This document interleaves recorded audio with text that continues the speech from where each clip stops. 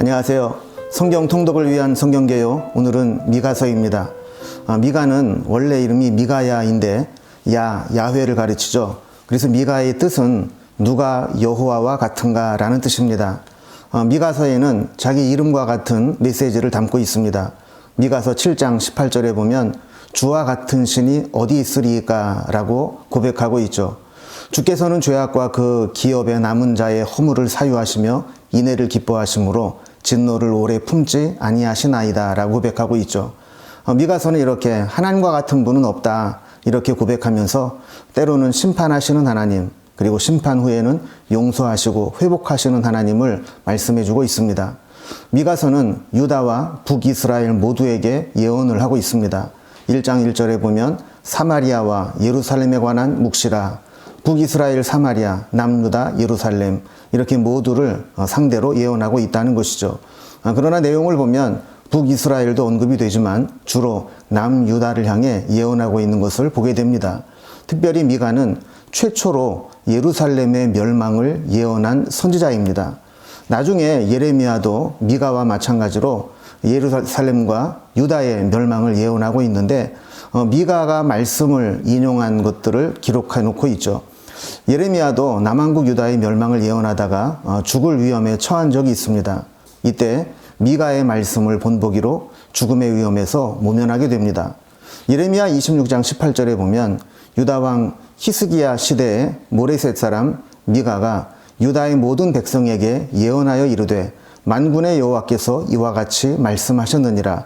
시온은 밭같이 경작지가 될 것이며 예루살렘은 돌무더기가 되며 이 성전의 산은 산당과 숲과 같이 되리라. 이렇게 시온과 예루살렘이 황폐하고 망할 것을 멸망했지만 미가 시대에 그가 죽지 않았다라는 것을 이야기하고 있는 것이죠. 미가가 활동한 시대를 보면 유다의 요담, 아하스, 히스기야 시대에 활동한 것으로 보여집니다.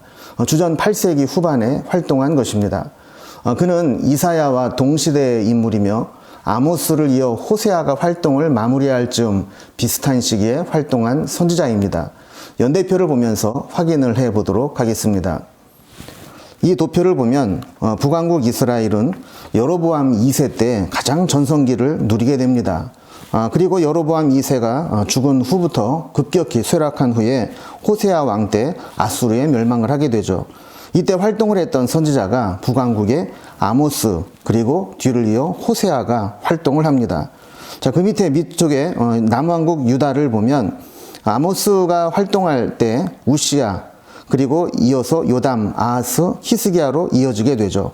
이렇게 호세아가 활동을 할 마지막 즈음에 우시야, 요담, 아하스, 히스기야 이 왕 때 활동했던 선지자가 미가와 이사야가 됩니다. 당시 세계적 상황을 살펴보면 아수르가 세력을 확장하여 북이스라엘과 남유다를 위협하던 시기입니다. 내부 혼란을 수습한 아수르의 디글랏빌레셀 3세는 외부로 확장 정책을 쓰며 가나안 인근까지 압박하기 시작했습니다. 이에 시리아의 르신과 이스라엘 베가는 동맹을 결성하여 반아수르 전선을 구축하고 유다도 여기에 가입하도록 종용합니다. 그런데 유다왕 아하스는 이를 거부하고 오히려 아수르의 디글랏빌레셋 3세에게 도움을 요청하며 아수르와 동맹을 맺게 되죠. 그러면서 유다는 아수르의 꼭두각시처럼 지내게 됩니다. 그 후 아수르의 사르곤 2세는 주전 722년 북이스라엘을 멸망시키고 27,290명을 이스라엘 사람들을 포로로 붙잡아가게 됩니다. 세월이 흐른 후 바벨론, 이집트, 블레셋, 피니키아가 반아수르 동맹을 하게 되는데 이번에는 유다가 여기에 가담을 합니다. 그러나 아수르는 가나안 정벌에 나서며 유다에까지 침공해 오게 되죠. 이에 히스기야는 아수르의 침공을 막기 위해 성읍을 요새화하고 특히 예루살렘 성 밖에 있던 기온샘을 예루살렘 성 안으로 끌어들이기 위해 히스기야 터널을 뚫게 됩니다.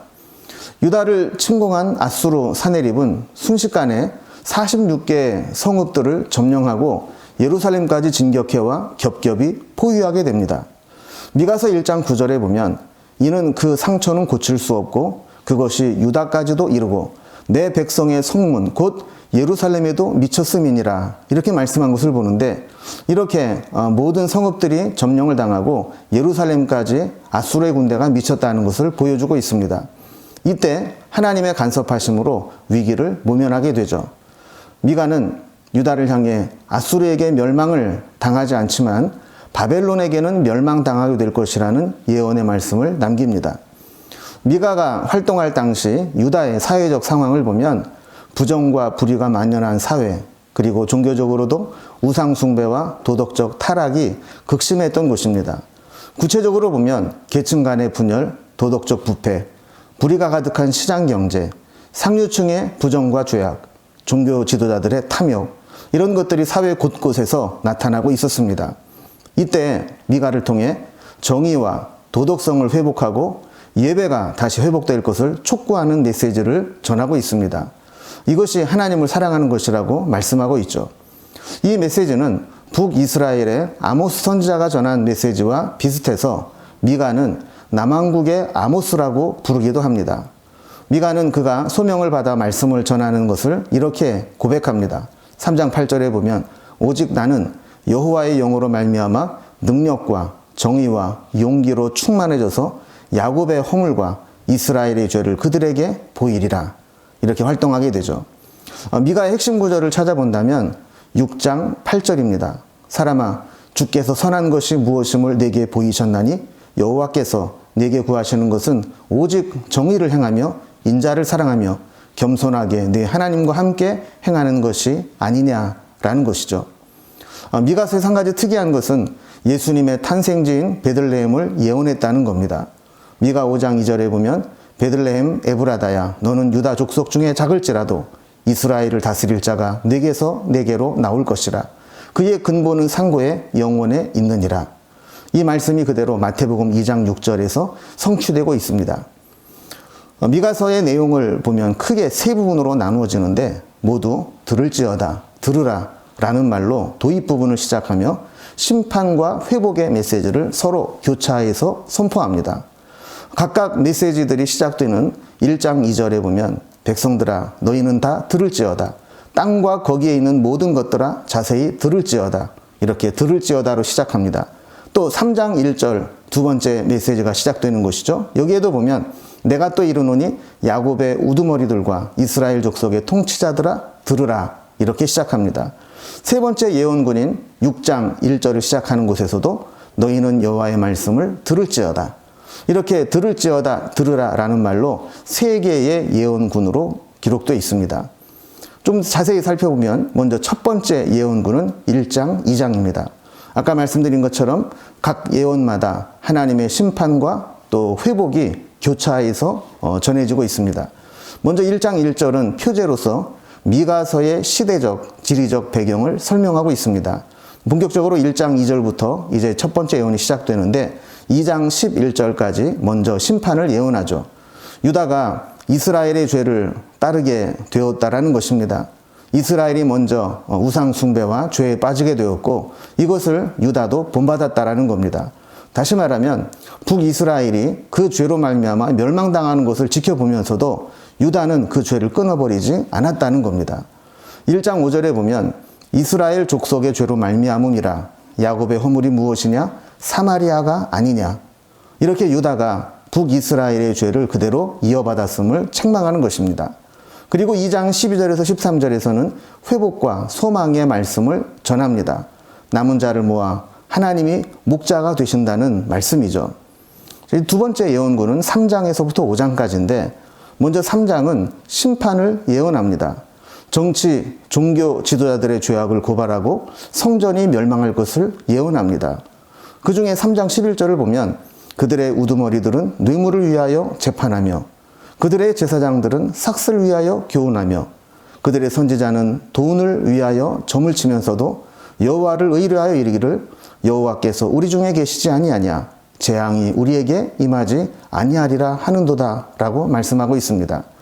이렇게 각각 지도자들은 자기 위치에서 죄악을 범하고 있지만 그러면서도 여전히 우리는 하나님께 선택받은 족속이고 하나님이 우리의 하나님이 아니시냐, 이렇게 잘못된 신념으로 범죄에서 돌이키지 않았다는 겁니다. 그러나 마찬가지로 4장과 5장에서는 다시 회복의 말씀을 예언합니다. 아수르에서 바벨론의 포로로 끌려가게 되고 다시 회복되어서 새 예루살렘으로 돌아와 남은 자들을 모아 회복시키시는 하나님의 말씀을 예언하고 있죠. 특별히 4장 2절에 보면 오라 우리가 여호와의 산에 올라 야곱의 하나님의 전에 이르자, 이렇게 시작되는 백성들을 모으고 새롭게 시작하는 메시지의 회복의 말씀이 전해지고 있습니다. 자, 그리고 세 번째 예언구는 6장과 7장인데요. 6장 1절에서 7장 6절까지는 심판의 말씀이 예언되고 있습니다. 그리고 7장 7절에서 20절까지는 다시 회복의 말씀이 예언되고 있죠. 마지막 하나님께서 회복하실 때 그 결론을 이렇게 기록하고 있습니다. 7장 18절에서 20절입니다. 주와 같은 신이 어디 있으리이까? 주께서는 죄악과 그 기업의 남은 자의 허물을 사유하시며 인애를 기뻐하심으로 진노를 오래 품지 아니하시나이다. 다시 우리를 불쌍히 여기셔서 우리의 죄악을 발로 밟으시고 우리의 모든 죄를 깊은 바다에 던지시리이다. 주께서 옛적에 우리 조상들에게 맹세하신 대로 야곱에게 성실히 베푸시며 아브라함에게 인내를 더하시리이다. 이렇게 하나님은 미가를 통해서 심판과 회복의 메시지를 교차해서 주시면서 비록 지금 하나님의 심판을 받게 되지만 나중에 다시 돌아오고 하나님께 주시는 회복을 얻으라고 말씀합니다. 국가적 위기 상황에서 하나님께로 돌아가고 국민들을 하나로 모아야 할 지도자들이 자신의 이권과 기득권을 유지하고 재물을 축적하는 데 여념이 없었습니다. 그리고 그들은 위기를 만날 때마다 애굽파, 아수르파로 나뉘어져 국론이 분열되고 있었습니다. 이러한 죄악으로 인해 하나님의 심판은 돌이킬 수 없는 기정사실화 되었습니다. 그러나 남북 왕국의 멸망의 엄청난 사실에 신앙적 충격을 최소화시키고 멸망의 원인을 깨달아 이후에라도 회개하고 돌아와 회복의 은혜를 누리도록 하는 메시지가 미가서의 메시지입니다. 오늘날도 미가서의 시대와 크게 다르지 않은 것 같습니다. 그러나 우리의 소망은 여전히 하나님이고 하나님이 우리를 책망하시고 또 심판하신 후에는 다시 회복시키실 것이라는 이 메시지를 붙잡고 다시 하나님께로 돌아가 회복의 은혜를 누리면 좋겠습니다. 이제 미가서를 읽으시면서 하나님께서 오늘날 우리에게 주시는 메시지를 함께 나누시면 좋겠습니다.